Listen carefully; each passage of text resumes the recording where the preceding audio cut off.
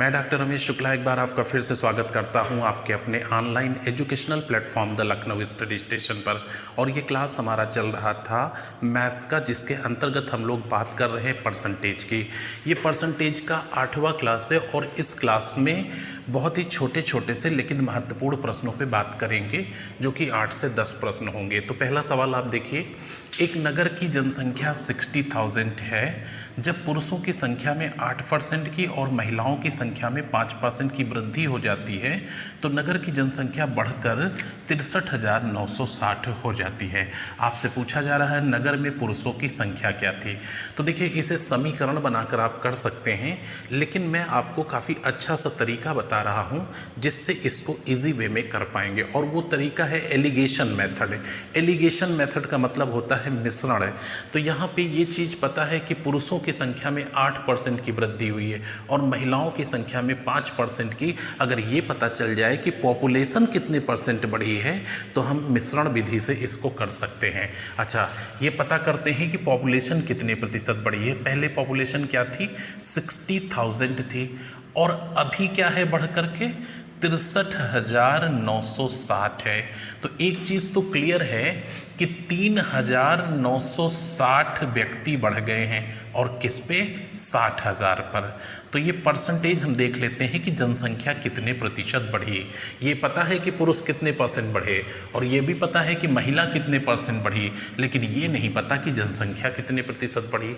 तो ये find out कर लेते हैं, देखते हैं कि जनसंख्या कितने प्रतिशत बढ़ी। 3 जीरो यहाँ से कैंसिल कर दीजिए, 3 यहाँ से, 12 तिहाई 36, 12 तिहाई 36, 12 पंचे 60 है, 5 छक्का 30 और 5 छक्का 30, 6.66% जनसंख्या बढ़ी। अब यहाँ पे सभी चीज़ें यदि बढ़ रही हैं तो 100 प्लस करने की ज़रूरत नहीं है, आप सीधा वो परसेंटेज रख दीजिए। अगर सभी चीज़ें घट रही हैं तो 100 माइनस करने की ज़रूरत नहीं है, लेकिन एक बढ़ रही है और एक घट रही है तो 100 प्लस और 100 माइनस करके रखेंगे यहाँ पे। तो यहाँ पे जो मेल हमारे बढ़ रहे हैं वो 8% बढ़ रहे हैं, और जो फीमेल बढ़ रही हैं वो 5% बढ़ रही हैं। बट ओवरऑल जो पॉपुलेशन बढ़ रही है वो 6.6% बढ़ रही है। तो राइट से घटा करके लेफ्ट में लिख लीजिए, लेफ्ट से घटाकर राइट में लिख लीजिए। तो इन दोनों का अंतर क्या हो जाएगा, 6.6 और -5 करेंगे तो 1.6 आ जाएगा, और 8 से 6.6 निकालेंगे तो 1.4 आ जाएगा। आपका ये इनकी संख्या में संबंध निकल आएगा। दशमलव दोनों में बराबर है तो हटा देते हैं, और ये 2 से कट जाएगा, 2 अठे 16 और 2 सत्ते 14, दशमलव हट जाएगा। 8-7 का संबंध होगा महिला और पुरुषों में। तो टोटल पॉपुलेशन 60,000 थी। अब टोटल पॉपुलेशन है तो अनुपातिक योग नीचे रख दीजिए, 8-7 15 हो गया। आपको पुरुषों की संख्या चाहिए तो 8 रखो, महिलाओं की चाहिए तो 7 रखो। पुरुषों की संख्या पूछा 8 है, 15 चौको 60 और 8 चौक 32। आपका आंसर होगा 32,000 पुरुष होंगे, और अगर महिला चाहिए तो 7 रख दीजिए, 7 चौक 28,000 पुरुष होंगे, महिला होंगी। तो यहाँ पे पुरुषों की संख्या कितनी हो जाएगी, 32,000 हो जाएगी। ये एलिगेशन मेथड है और सबसे बेस्ट मेथड है, आप इससे इसको इजी वे में कर सकते हैं। और कैलकुलेशन भी देखिए आपके सामने है, ना के बराबर यहाँ पे कैलकुलेशन किया गया है।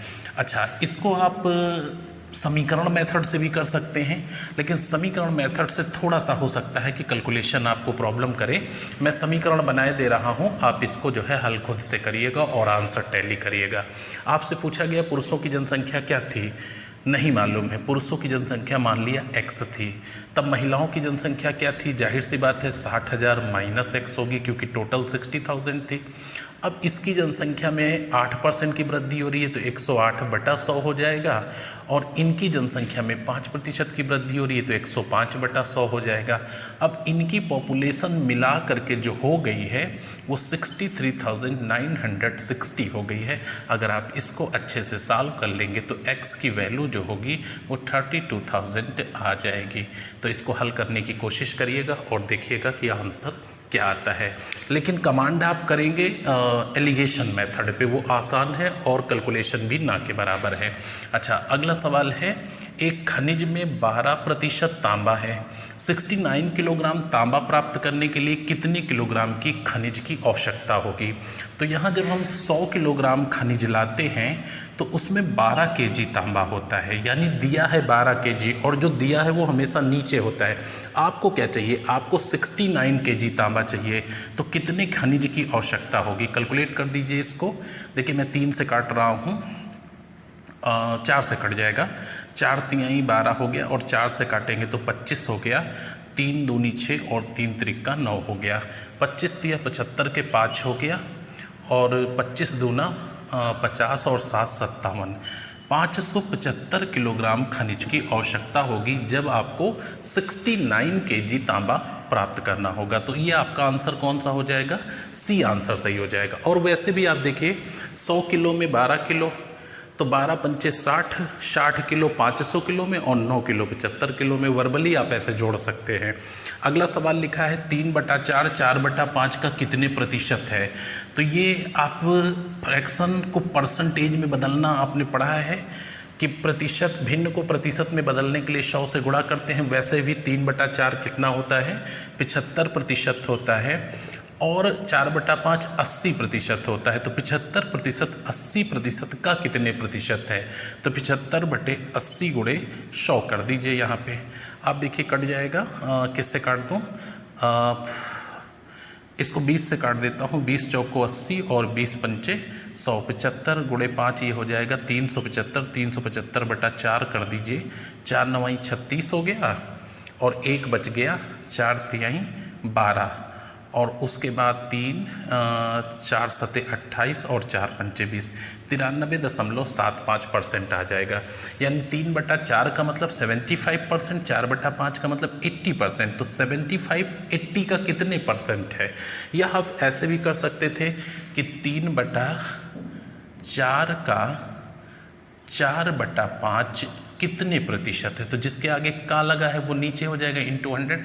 अब ये पलट जाएगा तो 3/4 गुणे 5/4 और इंटू 100 हो जाएगा। तो ये 5 तिहाई 15, 1500 हो जाएगा। 1500 बटे आप 16 कर दीजिए। 1500 बटे 16 करेंगे तो 93.75% आ जाएगा। तो कहीं से भी करिए, कैसे भी करिए, लेकिन सबसे इजी लिखने का तरीका यही था कि 75/80 और गुणे 100। आपका आंसर क्या आ जाएगा? 93.75%। आइए नेक्स्ट क्वेश्चन पर। ये नेक्स्ट क्वेश्चन 2 दिए हुए हैं और काफ़ी अच्छे सवाल हैं। एक व्यक्ति अपनी आय का 8% किराए पे, 25% खाने पे और 27% बच्चों की पढ़ाई पर खर्च करने के बाद 4,800 रुपये बचा लेता है। वह बच्चों की पढ़ाई पर कितने रुपए खर्च करता है? ऑप्शन दिया है। अगला सवाल है एक व्यक्ति अपने कुल धन का 35% बेटे को, 25% बेटी को देने के बाद शेष का 50% एक ट्रस्ट को दान कर देता है। यदि अब उसके पास 1,600 रुपये बचे हुए हैं तो उसका धन क्या था? देखिए इसको बताने से पहले एक छोटा सा पॉइंट आपको बता देते हैं। सपोज किसी व्यक्ति की आय जो है 100 रुपये है। अब इसमें से ये 25% खर्च करता है खाने पर, ठीक है, और उसके बाद 20% ये खर्च करता है किराए पर। तो 20% किराए पे खर्च करता है, 25% खाने पे। तो खाने पे जब 25% खर्च करेगा तो 25 रुपये हो गया, और 20% ये खर्च करता है किराए पे, तो किराए पे भी खर्च की गई राशि कितनी हो जाएगी? 20 रुपये हो जाएगी। अच्छा, दूसरी बात यहाँ पे करते हैं। एक व्यक्ति का वेतन 100 रुपये है, ये खाने पर 25% खर्च करता है तो जाहिर सी बात है 25 रुपये, लेकिन किराए पर शेष का 20% खर्च करता है। यहाँ शेष शब्द नहीं प्रयोग किया, यहाँ केवल कहा कि किराए पे 20% खर्च करता है तो 100 से 20% निकालेंगे।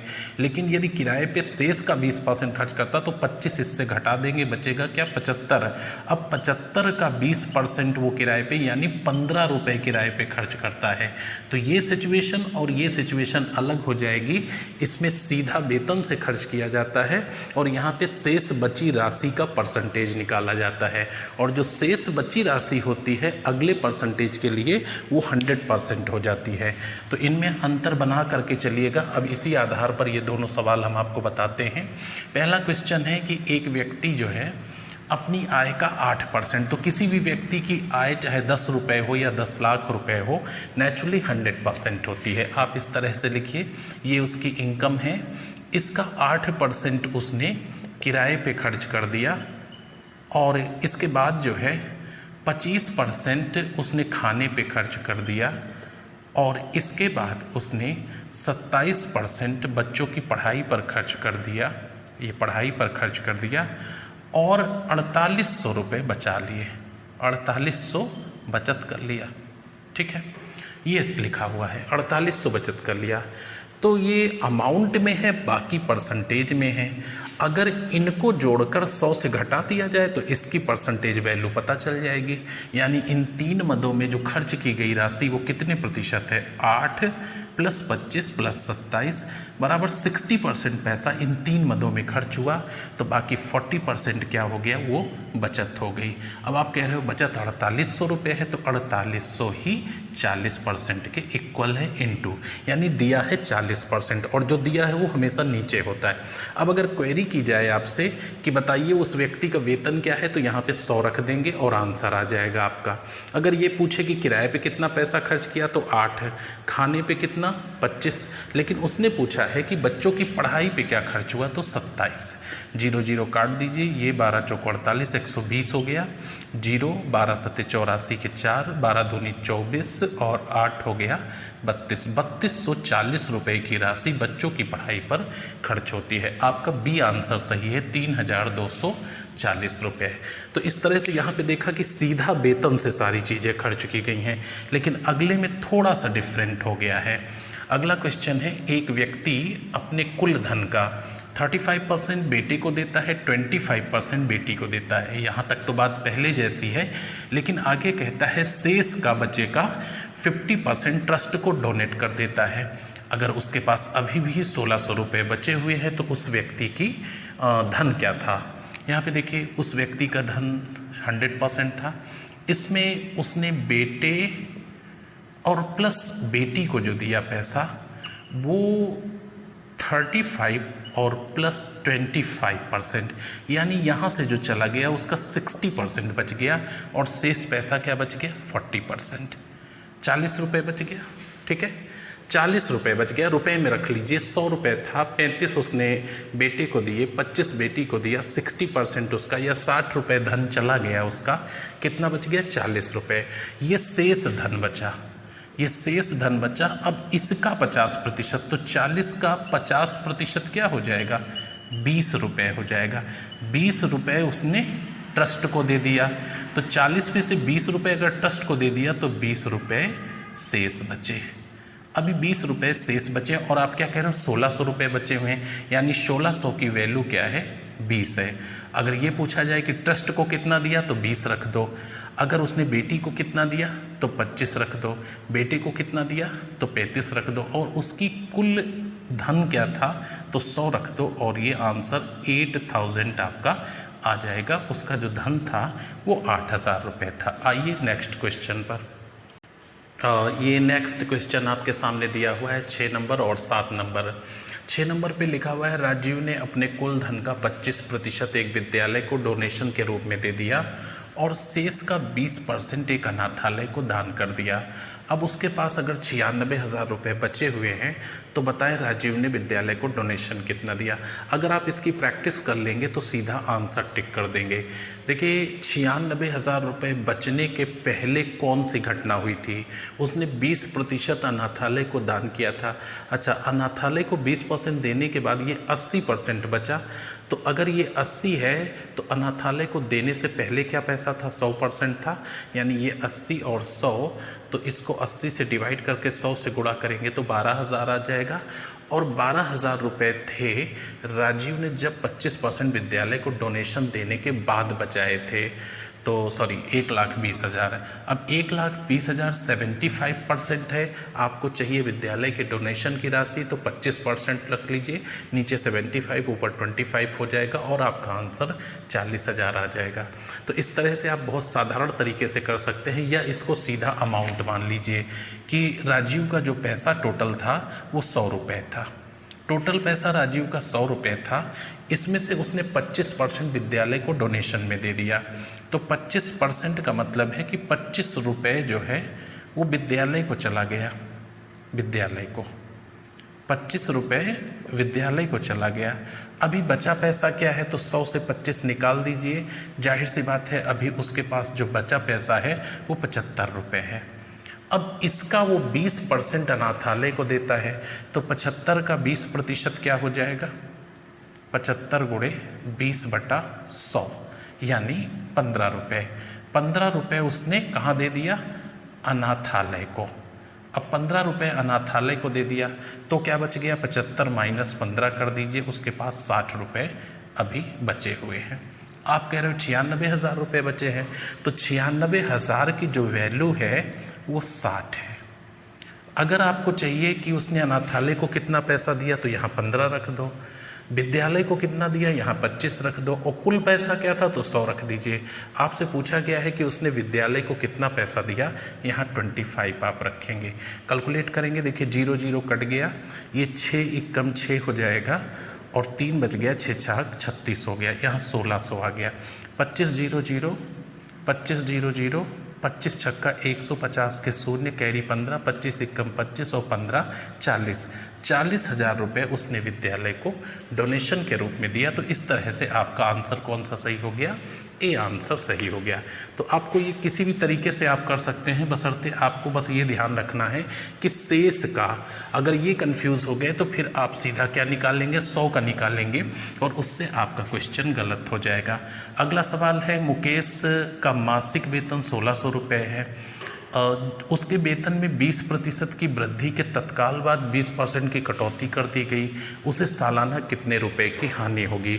तो यहाँ पे एक चीज़ ध्यान रखिएगा, जब कोई भी संख्या हो या कोई भी अमाउंट हो या कोई भी मेज़रमेंट हो, अगर उसे x% बढ़ाया जाए और तत्काल x% कम कर दिया जाए, यानी घटने और बढ़ने वाले परसेंटेज एक जैसे हों, तो सर्टेन हानि उठानी पड़ेगी, संख्या सर्टेन कम हो जाएगी।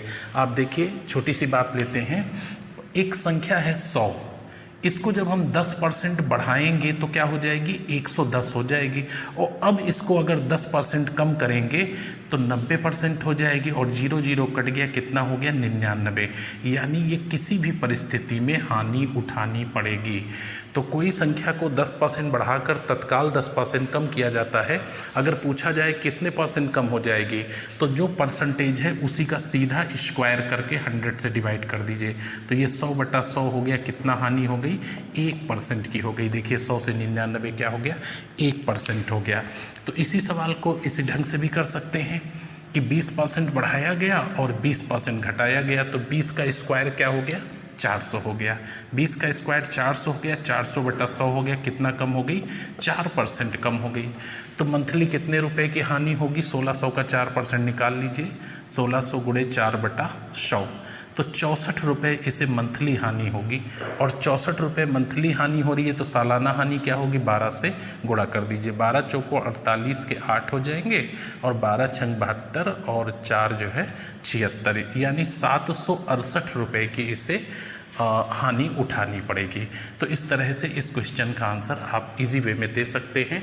इसको हमेशा जो हानि होगी वो x²/100 होगी, जब x% बढ़ाया गया हो और x% घटाया गया हो, यानी दोनों परसेंटेज एक जैसे हों, तो x²/100 कर दीजिएगा। इससे क्या होगा कि जो हानि परसेंट है वो निकल आएगा।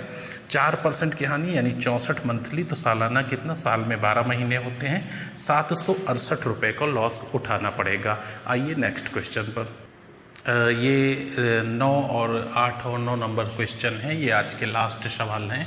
तो इस वीडियो में आपने टोटल 9 क्वेश्चन देखा और इनको ध्यान से समझिएगा, बहुत ही कॉमन सिंपल क्वेश्चन है। किसी शहर में 53% हिंदू हैं 39% मुसलमान हैं और शेष बौद्ध है। यदि बौद्धों की संख्या 1256 हो तो शहर की पॉपुलेशन क्या है, ये भी आपसे पूछ सकते हैं कि हिंदू कितने हैं और मुसलमान कितने हैं, या हिंदू मुसलमान से कितने ज़्यादा हैं या मुसलमान हिंदू से कितने कम हैं। अगर एक बार आपने परसेंटेज निर्धारित कर दिया तो उसके बाद कुछ भी बता सकते हैं। देखिए, कोई भी मेजरमेंट अपनी पहचान के साथ 100% होता है, तो शहर की पॉपुलेशन भी 100% हो गई। आप कह रहे हो कि 53% हिंदू हैं, तो ये 53% हिंदू हो गए और 39% यहाँ पे मुस्लिम हैं। तो अब उसके बाद बौद्ध कितने परसेंट होंगे? जाहिर सी बात है इन दोनों को जोड़कर इससे घटा दो, क्योंकि तीन ही कास्ट रिलीजन वहाँ पे हैं, चौथा रिलीजन कोई है नहीं। तो 53 और 39 जोड़ोगे तो 92 हो जाएगा, और 100 से 92 घटाओगे तो 8% बौद्ध हो जाएंगे। 8% बौद्ध हो गए। अब आप कह रहे हो कि बौद्धों की संख्या 1256 है, तो 1256 ही 8 है। यदि आपको चाहिए हिंदू तो यहाँ 53 रख दो, मुसलमान चाहिए तो 39 रख दो। हिंदू मुसलमान से कितना ज़्यादा है तो अनुपातिक ये अंतर रख दो दोनों का। 53 इससे 39 घटा दीजिए, 14 रख दीजिए। आपको टोटल पॉपुलेशन चाहिए तो 100 रख दीजिए। कैलकुलेट करिए, देखिए 8 एकम 8 हो गया, 4 बच गया यहाँ पे, और 4 बच गया तो 8 पन 40 हो जाएगा और 8 सते 56 हो जाएगा, यानी 15,700 ये शहर की पॉपुलेशन होगी। तो आपका ए आंसर यहाँ पे सही हो जाएगा। तो इस तरह से बस एक चीज़ ध्यान रखिएगा, जो शुरुआती दौर में मैंने बताया कि कोई भी मेज़रमेंट हो वो अपनी पहचान के साथ 100% होता है। अच्छा, ये अगला सवाल देखिए जो कि लास्ट क्वेश्चन है। ए की आय का 5% बी की आय के 15% के बराबर है, तो ए की आय का 5% इक्वल है बी की आय का 15%। हमने आपको बताया था कि कोई चीज़ परसेंटेज में बराबर हो तो इन्वर्स रेशियो निकालिए।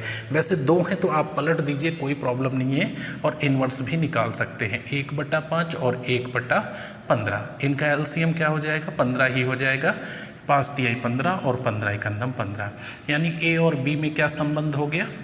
3 और 1 का हो गया। उसके बाद देखिए क्या कह रहा है कि बी की आय का 10% सी की आय के 20% के बराबर है, तो बी का 10% बराबर सी का 20%। तो इसको भी निकाल लेते हैं। 1/10 अनुपात 1/20, एलसीएम क्या हो जाएगा? 20 हो जाएगा, इधर 2 हो जाएगा, इधर 1 हो जाएगा। तो क्या जवाब मिला कि बीसी में जो संबंध है वो 2:1 का है। अब आप ए बी सी में रिलेशन आसानी से बता सकते हैं। देखिए 2 तिहाई 6 हो गया और 2 एकम 2 हो गया और 1 एकम 1 हो गया, यानी इससे इसको और इसको और इससे इसको, तो 6 2 1 का यहाँ पे संबंध हो जाएगा। अभी सी की आय क्या दी है? 2000 दी है, तो 2000 ही 1 है। अगर पूछा जाए तीनों की आय का योग क्या है तो अनुपातिक योग रख दीजिएगा, लेकिन आपसे पूछा गया ए की आय क्या है तो 6 रख देंगे, और 6 दूनी 12, ये 12,000 रुपये आपका आंसर आ जाएगा। यहाँ पे सी आंसर आपका सही हो जाएगा। तो इस तरह से ये 9 सवाल बिल्कुल सिंपल से हैं, आप इनको कंप्लीट करिएगा। 8वां क्लास था, अभी 2 क्लास परसेंटेज में बाकी हैं, जिसमें कुछ यूपीएसआई के और कुछ और कंसेप्ट पे बात करेंगे। तो मिलते हैं नेक्स्ट क्लास में, तब तक के लिए शुभकामनाएं, धन्यवाद।